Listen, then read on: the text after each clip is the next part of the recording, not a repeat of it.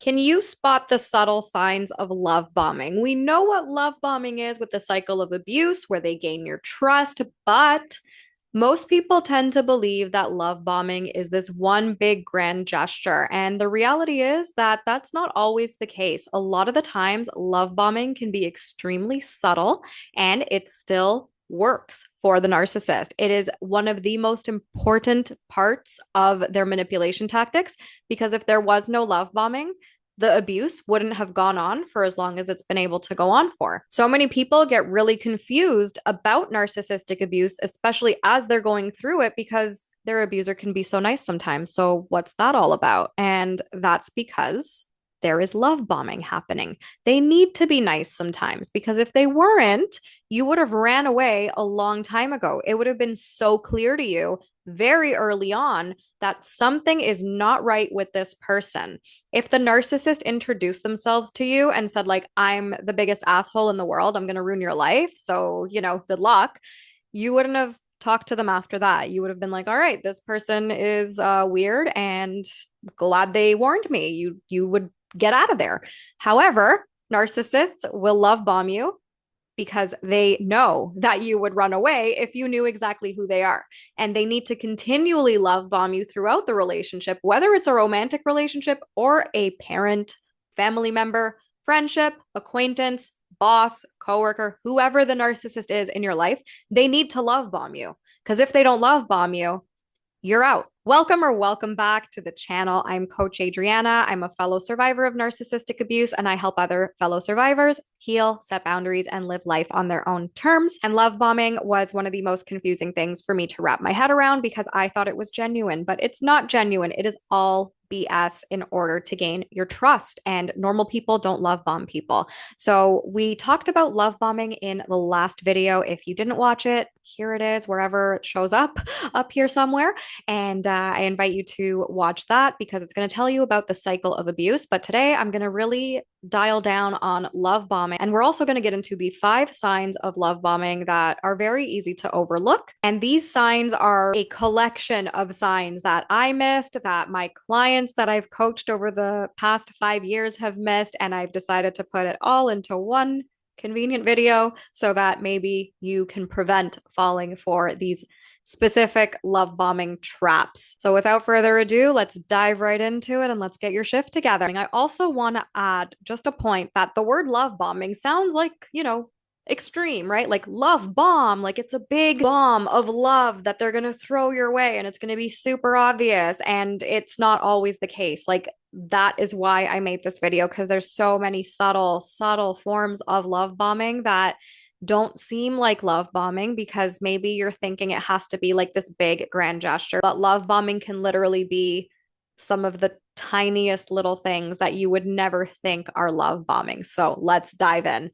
Sign number 1, their words include specific things that you want to hear. So if the narcissist, for example, is apologizing for something because all you want to hear is an apology from them, they will say the words sometimes. Sometimes they do apologize, but it's not genuine ever. It is always BS. It is just to gain your trust again. So be very suspicious if a narcissist ever apologizes to you. If they are agreeing with you about something, right? Because like they can be so defiant, especially during the devalue discard stages. But if right now, like they're randomly agreeing with you over something, that is actually a subtle form of love bombing because they're kind of trying to gain your trust by saying like, hey, I'm on your team, I agree with you, like I get what you're saying, when it's been the past however long of the devalue discard stage, it's been like you've been thinking like, am I speaking a different language other than English that this person doesn't understand? And now they actually finally understand, right? Like, and then things get confusing. The love bombing is what makes everything so confusing. And like I said in my previous videos, confused people are easier to control. So narcissists will love bomb, even if it's very subtle, as a way to try to get you into an easier to control state. If the narcissist is finally starting to make sense and they're not contradicting themselves for the first time in their lives, right? Like it's like, oh my gosh, like you might start thinking, wow, like we're actually going to come to an agreement. We can be one big happy family. Things are going to be okay. And then it's not, obviously, as it never is. And this is one of the five very subtle forms of love bombing, where they are saying things that you want to hear. It is a way that they are trying to regain your trust after they have probably discarded or devalued you. And, they're trying to regain your trust after a conflict so they can rope you back in. So, how can you tell that this could potentially be a subtle form of love bombing? Well, it's going to get easier as you start observing and knowing what to observe for. If you hear these words that they want to say and they have regained your trust, or you start believing them, or you convey to them that you believe them in some way, shape, or form, notice if they start devaluing you right after, because they probably will. Because it's all about love bombing's really all about gaining your trust. It's about, making you feel like you can have a conversation. And then, of course, everything just goes to shit as it always does. Subtle sign number two is that you're going to feel something going on in your nervous system. And what do I mean by that? So we tend to not know what our gut feeling sounds like when we've been narcissistically abused, especially after an entire lifetime. I can attest to it. I never trusted my gut, but guess what? It was always right. And this is something I actually teach in depth. There's an entire module dedicated to trusting your intuition in my Bulletproof group coaching program. It's offered twice per year. If you're interested in submitting an application, check the link in the description. It might be on a wait list, it might not be, but the sooner you apply, the better it's going to be for you, and the sooner you'll be able to start the next available round of the program. But besides that, your intuition is always talking to you. And a lot of the time, we might not consciously even realize that we are being manipulated by somebody, but our bodies know. And you might feel some sort of a gut feeling. You might feel it in your gut, in your stomach. And your nervous system, what that means is that the nervous system's alarm bells are going off, trying to warn you that a trauma bond might be happening. A lot of people think that when they feel butterflies, when they meet a new potential romantic partner, that means that, they have chemistry. It's actually your nervous system warning you that something is off here, but the brain likes what's familiar. And so if you've grown up in a dysfunctional family with a bunch of narcissists in your family, or you were raised by a narcissist, you're going to think that you're feeling butterflies with another person.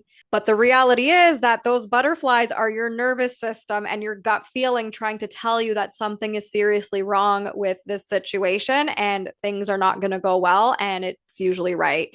And something I told a client not too long ago, the bigger the spark, the bigger the narc. Like if you're feeling sparks and booms when you meet somebody, like you're probably feeling something that is unsafe within your nervous system, but it's interpreted as chemistry and sparks and, love and whatever, but it's actually not. You're going to feel probably nothing when you meet the right person. It's going to feel very calm. You're not going to feel any weird things going on in your body because it's a safe connection. But because, if you're really, really used to abuse throughout your life, your brain might recognize the familiarity of the toxicity as a connection, but it's not until you actually start diving into things and doing the inner work and processing your emotions where you're actually going to recognize this. Sign number three is that you're feeling confused. So even if it seems like it's something that you probably shouldn't be confused about, and especially that thing that you think they're going to think that you're stupid if you're confused over it and you actually admit it to the other person, that is a sign that you're probably being subtly love bombed. The thing with narcissists is that they contradict themselves all the time. And when you are being love bombed, they're going to contradict what they said during the devalue discard stages of the cycle of abuse. And so confusion is always a red flag for manipulation. I tell my clients every day, if you are confused, you are being abused. Being confused does not mean that you're misunderstanding things, misinterpreting things, you're stupid or whatever your inner critic is saying. Being confused means someone is trying to manipulate you. You've gotten through life this far, right? If you were really that dumb, you wouldn't even have the wherewithal to be watching this video. So I just want you to understand that there is nothing wrong with your intelligence. Being confused does not mean that you're not understanding things properly. Being confused means something is wrong. There is manipulation happening, and this is a red flag. And what you have to understand is that narcissists confuse their targets on purpose because confused people are easier to control. Sign number 4, selective honesty or niceness. And this kind of ties in with, point number one that we talked about, but this is slightly different. So, a narcissist will be honest about or say something nice about something that has nothing to do with the original issue. And it can be said in a way that's very specific and it kind of makes sense. So, you start actively dismissing the slight confusion that you've been feeling this whole time because they're using shreds of honesty and kindness. And so, of course, they must be well intentioned if they're actually being honest or being kind or making sense or whatever.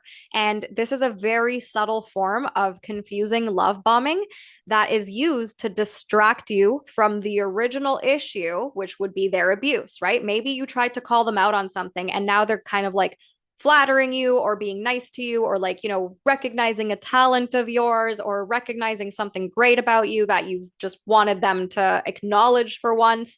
And they use this as a way to love bomb and distract you from the original issue, which is their abuse, and then they get to escape accountability that way. And they can use that against you in the future. And sign number 5, they are so excited to talk to you at first. So this is an initial, somewhat unexpected but kind of nice, like huge burst of enthusiasm at the start of a conversation with this person. And maybe it's a conversation that you thought you were going to have this with this person that you didn't think was going to be a good conversation, but they're being really nice and like super receptive and like they're so excited to talk to you and they've been wanting to talk to you and they seem like super, super excited. And so you start to believe that, oh, finally, this person values my time and and values talking to me.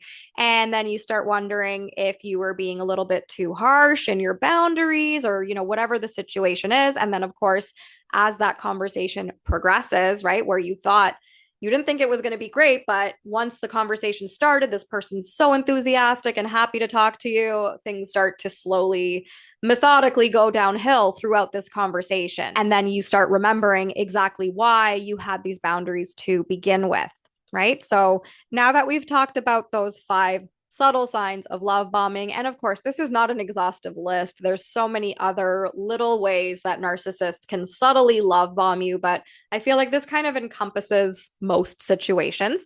And now that that is out of the way, let's talk about some tips on how you can deal with subtle love bombing. So here's 3 tips. Number 1, accept the other person for who they are. You need to remember that you cannot change another person, right? Like, this is all you have to look forward to, this cycle of abuse: love bomb, devalue, discard. That's all it's ever going to be. And all they want from you is supply, right? If they are not getting supply from you because maybe you've pulled away, they are going to love bomb you. It might be very subtle, but they're going to do it in a way that they know is going to gain your trust. So that ropes you right back into the whole shit show. And, history repeats itself. Tip number 2 is to drop the false hope. So it's going to really help you to avoid the inevitable disappointment when the love bombing stage ends, because it always comes to an end and, it's going to transition into that devaluation stage. And narcissists want you to have false hope. And what is false hope? This is repressed grief. It's when someone has this hope that the other person's going to change, it to me says that you have not grieved the illusion of who they presented themselves to be. It means you have not grieved the person that you think they were this whole time. And so you need to do that grieving so that you can actually drop the false hope so that that won't rope you back into another cycle of abuse with this person.